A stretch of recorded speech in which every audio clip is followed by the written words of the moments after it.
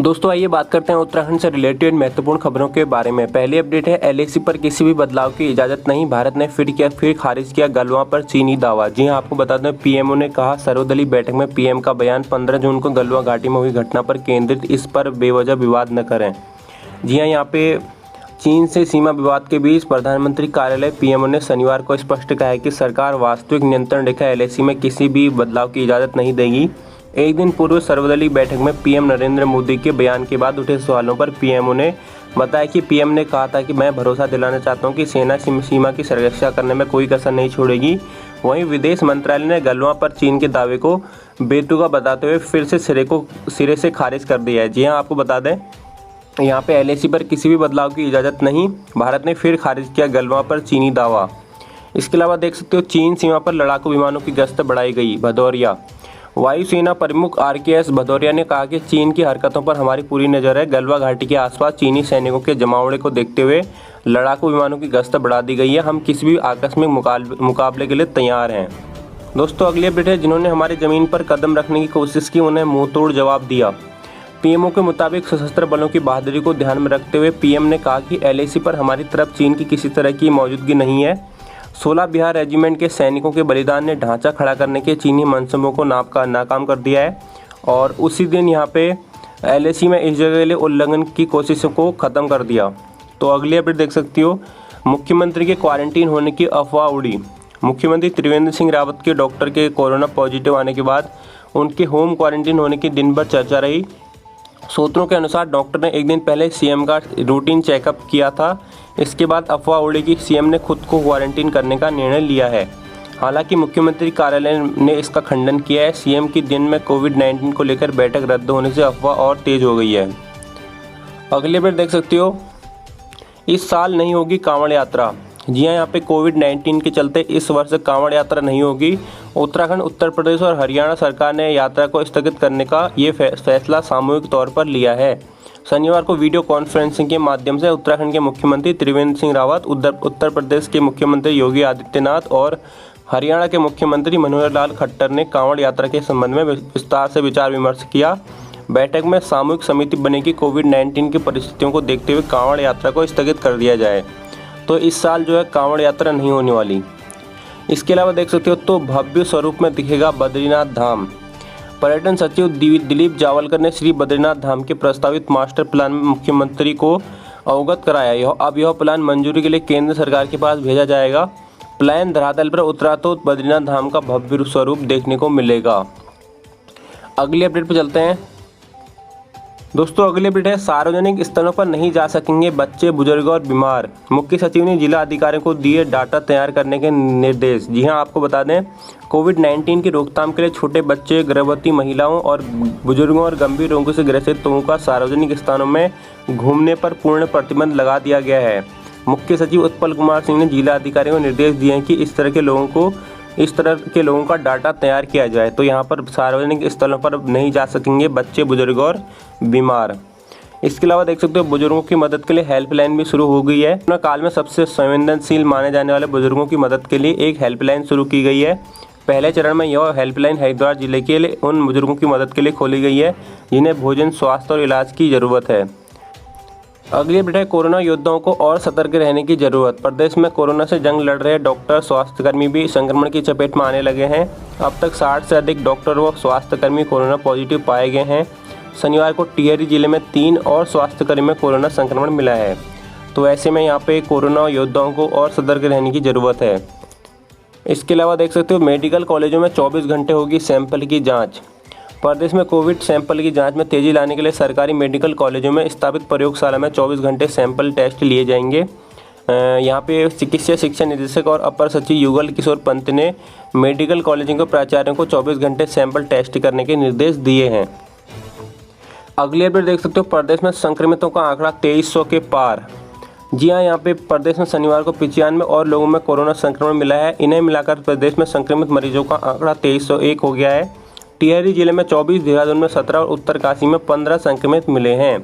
स्वास्थ्य विभाग के हेल्थ बुलेटिन के अनुसार शनिवार को आई जांच रिपोर्ट में 1521 सैंपल निगेटिव मिले हैं। टिहरी में 24 संक्रमित में 3 स्वास्थ्यकर्मी और 21 मरीजों की ट्रैवल हिस्ट्री नहीं है। दून में 17 संक्रमितों में 16 की ट्रैवल हिस्ट्री नहीं है। वहीं प्राइवेट लैब में एक पैरामिलिट्री कर्मी कोरोना पॉजिटिव पाया गया है। तो कुल मरीजों की संख्या हो चुकी है 2301। तो अगली अपडेट पर चलते हैं। दोस्तों अगली अपडेट है बद्रीनाथ धाम का मास्टर प्लान प्रस्तुत। जी हाँ, सीएम ने दिए निर्देश, पर्यटन के लिए एक्शन प्लान बनाएगी सरकार। मुख्यमंत्री त्रिवेंद्र सिंह रावत ने साल भर पर्यटन गतिविधियां संचालित करने के लिए एक्शन प्लान तैयार करने के निर्देश दिए हैं। उन्होंने कहा कि विशेष तौर पर यात्रा पर मार्ग पर स्थित पर्यटन स्थलों में यात्रा अवधि के अलावा भी पर्यटन को बढ़ावा दिया जाए। पर्यटन सचिव दिलीप जावलकर ने श्री बद्रीनाथ धाम के प्रस्तावित मास्टर प्लान से भी मुख्यमंत्री को अवगत कराया। तो केदारनाथ की तर्ज पर बद्रीनाथ धाम का भी बनेगा भव्य स्वरूप। जी हाँ, केदारनाथ धाम की तर्ज पर अब बद्रीनाथ धाम का भी भव्य स्वरूप बनेगा। इसके लिए पर्यटन विभाग ने कंसल्टेंसी के माध्यम से मास्टर प्लान तैयार कर लिया है। दोस्तों अगली अपडेट है नेटवर्क मजबूत करेगा पेंशन बहाली आंदोलन। प्रदेश में पेंशन बहाली आंदोलन एक बार फिर से जोर पकड़ने लगा है। कई कर्मचारी संगठनों ने आंदोलन का समर्थन किया है। कर्मचारी संगठनों के समर्थन से उत्साहित आंदोलन का नेतृत्व कर रही प्रदेश कार्यकारिणी ने अब तहसील और ब्लॉक स्तर पैड बनाने के लिए इकाइयां गठित करने का फैसला किया है। अगले अपडेट देख सकते हो, सीटीआर के बजट में 15% की कटौती। कोरोना का ग्रहण सीटीआर के बजट पर भी पड़ा है। एनटीसीए ने सीटीआर के बजट में 15% की कटौती कर दी है। पहले जहां 17.28 करोड़ रुपये सीटीआर को मिलने थे, अब उनमें से सिर्फ 14.74 करोड़ ही सीटीआर को दिए जा रहे हैं। वहीं तराई पश्चिमी वन प्रभाग और रामनगर वन प्रभाग के बजट में कटौती हुई है। अगले अपडेट देख सकते हो, प्रदेश में प्रमोशन का सपना देखते ही रिटायर हो रहे हैं दरोगा। प्रदेश में सब इंस्पेक्टरों के प्रमोशन का मामला 4 साल से फाइलों में दबा हुआ है। पिछले 2 साल से बात नियमावली में संशोधन के नाम पर शासन में अटकी हुई है और इस बीच तमाम दरोगा प्रमोशन का सपना देखते हुए रिटायर हो गए हैं। प्रदेश में 2016 के बाद एक भी पदोन्नति नहीं हो पाई है। 2 साल तो प्रमोशन नियमावली बनने में लग गए हैं और 2 साल से नियमावली में संशोधन पूरा नहीं हो सका है। जी हाँ, यहाँ पे प्रदेश में प्रमोशन का सपना देखते रिटायर हो रहे हैं दरोगा। तो यहाँ पर 4 साल से प्रदेश में नहीं हुए सब इंस्पेक्टरों के प्रमोशन। अगली बार देख सकते हो, कोविड नियमों के तहत होगी फिल्म शूटिंग के लिए आने वाले को करवाना होगा वेबसाइट पर पंजीकरण, गाइडलाइन जारी। प्रदेश में फिल्मों की शूटिंग के लिए राज्य सरकार ने गाइडलाइन जारी कर दी है। इसके तहत कोविड-19 के चलते प्रदेश पहले से लागू नियम शूटिंग दल पर प्रभावी रहेंगे। निर्माता को शूटिंग यूनिट का वेबसाइट पर पंजीकरण करवाना होगा। महानिदेशक सूचना कार्यालय में शूटिंग दल अवधि से लेकर लोकेशन को लेकर पूरा विवरण जमा कराना होगा। तो यहाँ पर जो है कोविड नियमों के तहत हो सकेगी फिल्म शूटिंग। अगले अपडेट देख सकते हो, आम आदमी पार्टी कार्यकर्ताओं ने प्रदर्शन किया। चीन द्वारा भारतीय सैनिकों पर हमला करने पर विरोध में आम आदमी पार्टी ने कार्यकर्ताओं ने शनिवार को जगह जगह पर प्रदर्शन किया। अगले अपडेट देख सकते हो, राहुल गिरा रहे हैं जवानों का मनोबल भट्ट। भाजपा सांसद और पूर्व प्रदेश अध्यक्ष अजय भट्ट ने कांग्रेस नेता राहुल गांधी पर जवानों की शहादत पर सियासत करने का आरोप लगाया। उन्होंने कहा कि जब पूरा देश एक साथ खड़ा है, ऐसे में राहुल गांधी अपनी तुच्छ राजनीति से बाज आना चाहिए। उन्होंने जवान की शहादत पर राजनीति नहीं करनी चाहिए। तो ऐसा यहाँ पर कहना है भाजपा सांसद और पूर्व प्रदेश अध्यक्ष अजय भट्ट का। तो अगली अपडेट है, चीड़ के कटान की अनुमति लेगी सरकार। 1000 मीटर से अधिक ऊंचाई के क्षेत्रों में चीड़ के पेड़ों के कटान की अनुमति के लिए अब प्रदेश सरकार ने सुप्रीम कोर्ट जाने का निर्णय लिया है। इसके लिए सरकार ने केंद्र सरकार से भी सहयोग मांगा है। अगली अपडेट पे चलते हैं। दोस्तों अगली अपडेट जी भर के देख लीजिए, बहुत दुर्लभ है ये ग्रहण। जी हाँ, यहाँ पे इसके बाद पूरी सदी में केवल 3 सूर्य ग्रहण दिखेंगे भारत में। मात्र 21 किलोमीटर चौड़ाई में 38 सेकेंड दिखेगा वलय, अन्यत्र होगा आंशिक। यहाँ पे रविवार को होने वाला सूर्य ग्रहण कई मामलों में अनूठा है, इसलिए जी भर के इसे देख लीजिए, लेकिन पूरी सावधानी के साथ। जो बात इस ग्रहण को बेहद दुर्लभ बनाती है वह यह है कि इसके बाद भारत में इस शताब्दी में सिर्फ 3 सूर्य ग्रहण और दिखाई देंगे, वे भी लंबे अंतरालों के बाद। यह ग्रहण भी वलय रिंग रूप से उत्तर भारत में सिर्फ 21 किलोमीटर चौड़ी एक पट्टी में ही नजर आएगा, अन्यत्र यह आंशिक ग्रहण की तरह ही दिखेगा। इसके बाद अगला वलयकार ग्रहण 2064 में दिखेगा। इसलिए रविवार को पड़ने वाला यह ग्रहण अधिकांश भारतीयों के लिए अंतिम ही होगा। यहाँ पे 2064 में दिखेगा इसके बाद ऐसा ग्रहण। इसके अलावा देख सकते हो, विशेष चश्म से देखें सूर्य ग्रहण। रविवार को सूर्य ग्रहण लगेगा। अंतरिक्ष एस्ट्रोनॉमिक क्लब के राकेश बिष्ट ने इसे देखने के लिए लोगों से विभिन्न सावधानियां बरतने को कहा है। उन्होंने कहा सिर्फ चश्मे के और फोटोग्राफिक फिल्म की मदद से ही सूर्य ग्रहण देखने का आग्रह किया है। इसके लिए ISO से प्रमाणित सोलर फिल्टर युक्त चश्मों का ही प्रयोग करने की बात कही है। सूर्य ग्रहण के दौरान क्या करें? सूर्य ग्रहण के लिए बने चश्मे, ISO प्रमाणित वो या कैमरे से उचित फिल्टर लगाकर ही ग्रहण को देखें। पिन होल कैमरे या टेलीस्कोप से पर्दे पर ग्रहण का प्रतिबिंब देख सकते हैं। वैज्ञानिकों के अनुसार ग्रहण के दौरान खाना पीना, नहाने और बाहर जाने में कोई हानि नहीं है।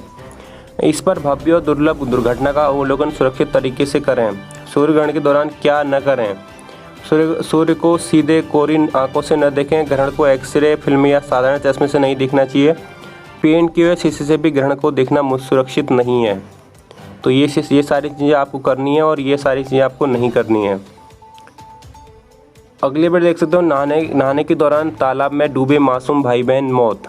जी हाँ, यहाँ पे जसपुर से खबर है। पतरामपुर वन क्षेत्र के ग्राम तीरथ नगर में मासूम भाई बहन तालाब में डूबने से इनकी मौत हो गई है। परिजनों ने पुलिस को सूचना दिए बिना ही बच्चों की अंत्येष्टि कर दी है। तो नहाने के दौरान तालाब में डूबे मासूम भाई बहन मौत। सबसे ज़्यादा हरियाणा व यूपी से आते हैं कांवड़िए। जी हाँ, अगली अपडेट है यहाँ पे। सर्वाधिक कांवड़िए उत्तर प्रदेश और हरियाणा से आते हैं। इसी के तहत प्रदेश मंत्रिमंडल ने तय किया कि दोनों राज्यों के मुख्यमंत्रियों के साथ वार्ता की जाए। वार्ता के दौरान तीनों राज्यों के अधिकारियों ने कोविड-19 के संक्रमण को फैलने को लेकर जो है इस वर्ष यहाँ पे कांवड़ यात्रा स्थगित की है।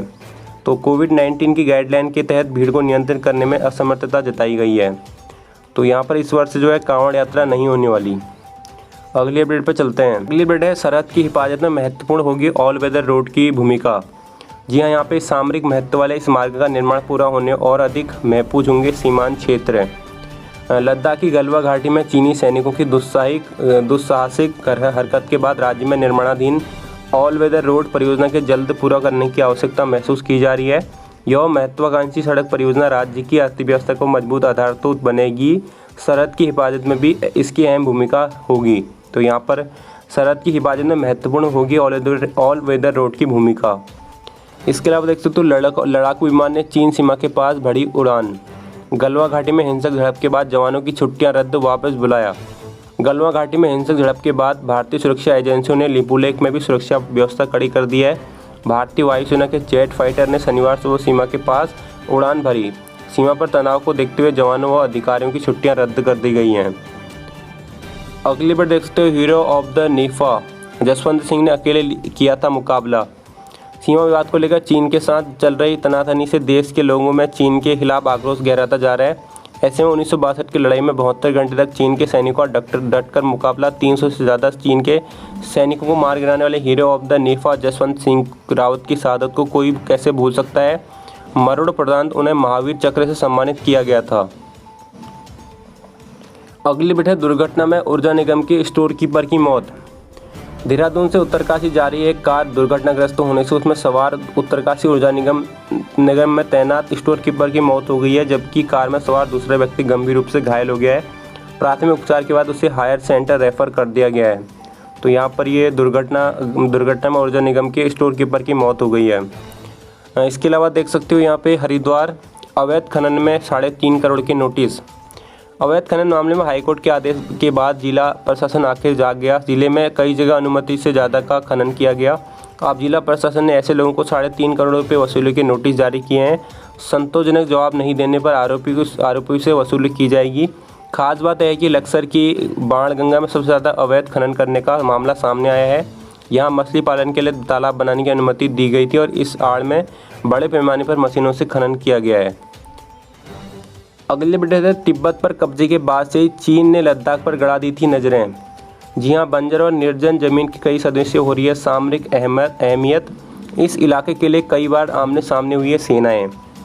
बात है अगस्त 1959 की। एक दावे के मुताबिक तब पहले प्रधानमंत्री पंडित जवाहरलाल नेहरू ने लोकसभा में पूर्वी और उत्तर पूर्वी लद्दाख पर कहा था कि देश में एक ऐसा इलाका है जो न सिर्फ बेहद ठंडा बल्कि निर्जन और बंजर है।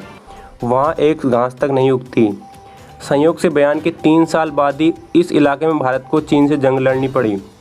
इस लड़ाई के बाद कई देशों ने तो पहली बार लद्दाख का नाम सुना था, लेकिन भारत और चीन के लिए इस इलाके की अहमियत कई सदियों से हो रही है, जिसकी भौगोलिक और सामरिक स्थिति के कारण दोनों देशों की सेनाओं को आमना सामना होता रहा है। 1950 में तिब्बत पर कब्जे के बाद से चीन लद्दाख की ओर से लालची निगाह से देखने लगा था।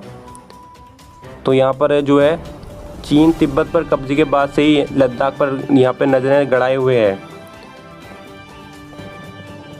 चीनी विरोध दरकिनार, LAC पर निर्माण दोगुना तेज। जी हाँ, यहाँ पे रोड कनेक्टिविटी परियोजना पर काम तेज। हिंसक झड़प के बीच 3 दिन में तैयार कर दिया बेली पुल। पूर्वी लद्दाख पर LAC पर चीन के लगातार विरोध के बावजूद भारत निर्माण परियोजना रोकने के बजाय दोगुनी रफ्तार से आगे बढ़ने की रणनीति पर काम कर रहा है। दरबुक से सहयोग नदी पर फिर दौलत बेग और ओल्डी एयरबेस तक 255 किलोमीटर लंबी सड़क का निर्माण चीन को सबसे ज़्यादा अखर रहा है। तो यहाँ पर देख सकते हो, भारत ने बंदी बनाए थे चीन के सैनिक। केंद्रीय मंत्री और पूर्व सेना प्रमुख जनरल वीके सिंह के शनिवार को खुलासा किया, भारत ने भी चीनी सैनिकों को बंदी बनाया था और दोनों देशों ने एक दूसरे के सैनिक लौटाए। उन्होंने दावा किया कि चीन के दोगुने सैनिक मारे गए थे। अगले बैठक गृह मंत्री का पलटवार, ओछी राजनीति छोड़कर देश के साथ खड़े हो राहुल। गृह मंत्री अमित शाह ने चीनी सैनिकों के साथ झड़प में घायल एक जवान के पिता का वीडियो शेयर कर कांग्रेसी नेता राहुल गांधी को जवाब दिया। शाह ने कहा, ऐसे में जब पूरा देश एकजुट है तो राहुल की ओछी राजनीति से ऊपर उठकर देश के साथ खड़ा होना चाहिए। तो गाइस, ये कुछ महत्वपूर्ण खबरें थी उत्तराखंड से रिलेटेड। अगर आपको ये वीडियो पसंद आई है तो कृपया इसको लाइक करें, इसको शेयर करें। मैं आपको मिलूंगा नेक्स्ट वीडियो में, तब तक के लिए बाय, थैंक्स फॉर वॉचिंग।